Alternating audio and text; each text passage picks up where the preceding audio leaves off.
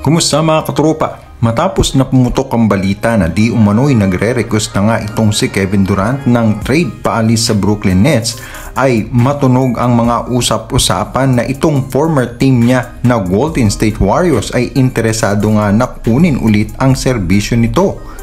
Si Kevin Durant ay naging bahagi ng Golden State Warriors nang ito ay ma-trade mula sa Oklahoma City Thunder noong 2016. At katulong ang main core ng Golden State na sina Stephen Curry, Klay Thompson at Draymond Green ay nagawa nga nila na masungkit ang dalawang kampeonato sa magkasunod na taon.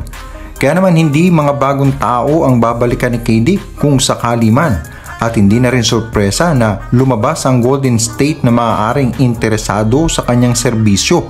Bagaman ang Phoenix Suns at Miami Heat ang mga una sa listahan ni Kevin Durant na nais niyang mapuntahan. At ayon pa nga sa mga ulat na bukas ang mga dating kasama ni KD sa Warriors na makasamang muli si KD sa Golden State.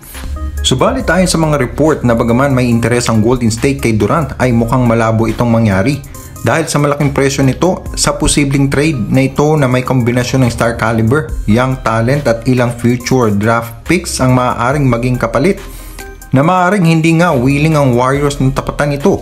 At isang malaking tanong din kung si KD ba ay willing din na bumalik sa Warriors.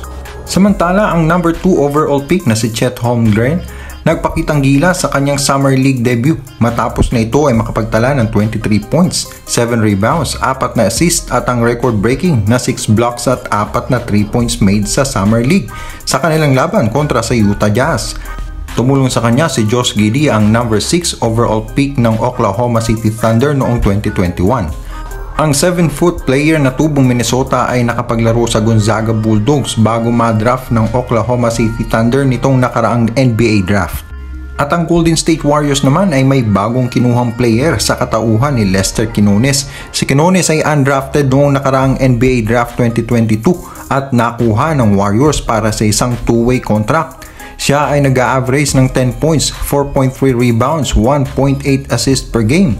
Panibagong shooter na naman ito para sa Warriors na nakagagawa ng 39% mula sa 3. At nitong huli laban sa Summer League kontra sa Lakers ay nakapagtala ito ng 19 points, 5 rebounds at 3 3. Sa mga katropa natin dyan na bago pa lang sa ating channel, please don't forget to like and subscribe at mag-comment sa inyong mga masasabi. Maraming salamat po.